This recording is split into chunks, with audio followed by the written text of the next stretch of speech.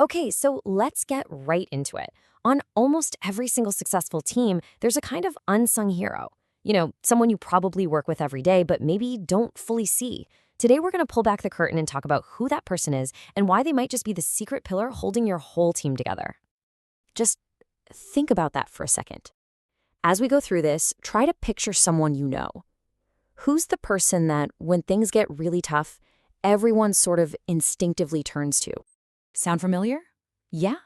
This isn't the loudest person in the room. They're not the one constantly talking up their own work or chasing the spotlight. But when a real crisis hits, when the ground is shaking, all eyes just naturally land on them. That person is your team's silent pillar. So to help us get our heads around this really crucial role, we're going to borrow a powerful metaphor from a French HR expert, Véronique Lugieri. She calls this person the gorilla. Now hang on, this isn't about being big or aggressive. It's a way to understand this deep, stabilizing force that exists inside a team. But before we can really connect this to the workplace, we have to fix our own mental image of a gorilla. Because let's be honest, most of what we think we know comes from the movies, right? And the reality is so much more nuanced and, frankly, way more interesting. So, yeah, forget the whole King Kong cliché. In the wild, a silverback gorilla isn't some chest-thumping monster. It's a social leader. Its strength isn't for showing off or constant aggression. It's for protection, for structure. They don't make a lot of noise just to be heard. They act when it really truly matters. That's the image you want to hold in your head. So how does this all translate back to the office? Well, this gorilla on your team has 3 core contributions that are often totally invisible but are absolutely essential. You can think of them as superpowers that are holding the entire structure up. Their first, and maybe their most important superpower, is creating psychological safety. In a world of office politics and constant dizzying change, they are like an island of stability. These are the people who just don't escalate the drama. They stay calm when everyone else is freaking out. They refuse to get sucked into gossip or political games.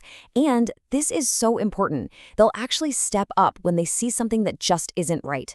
Their very presence creates this zone of safety where other people feel like they can just focus on their work without looking over their shoulder. All right, let's look at their second superpower, because this one builds on the first. They are the keepers of the team's memory. They provide the context, the history that all those flashy presentations and brand new strategies almost always miss. And this is why they're so vital. They stop the team from making the same dumb mistakes over and over again. They remember what failed 3 years ago and why. They understand the hidden social dynamics, who really has influence, and they can tell you exactly how a decision made in some fancy boardroom is actually going to impact the people doing the work. And finally, their third superpower, they are incredible shock absorbers. When the whole organization is going through chaos, they are the ones holding the line. Think about it. During a messy reorganization or a big project pivot, these are the people who keep the actual work from grinding to a halt. They translate confusing corporate speak into practical steps, they reassure anxious colleagues, and they absorb a huge amount of frustration so the rest of the team can stay focused. Honestly, without them, most transformation plans would just stay as PowerPoint slides. Okay, but here is the big problem. Here's the twist. Despite these incredible superpowers, these individuals are often the most misunderstood and undervalued people on the team.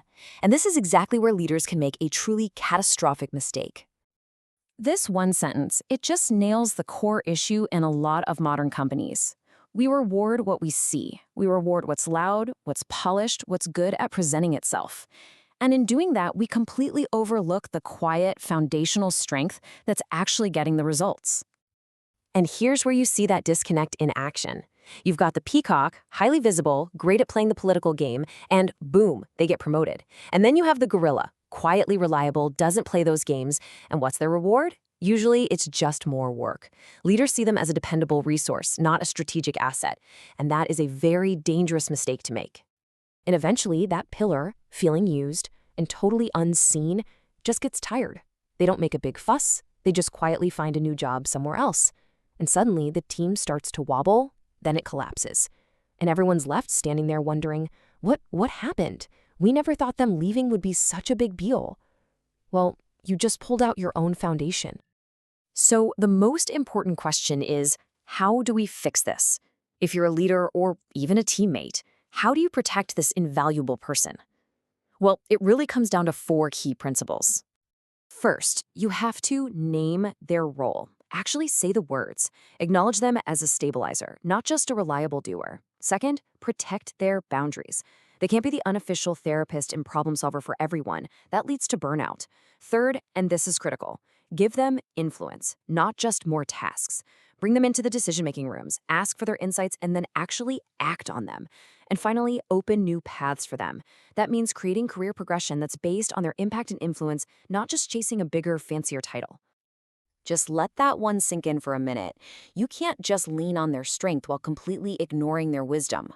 The moment they feel like they're being used as a tool instead of as a partner, that's the moment you start to lose them for good. So as we wrap this up, I want to leave you with a few questions, things to take back to your own team, to your own organization, and really think about. No, seriously. Can you name them? Maybe even write them down. Who are the people that are really holding everything together when nobody's looking? And be honest with yourself here.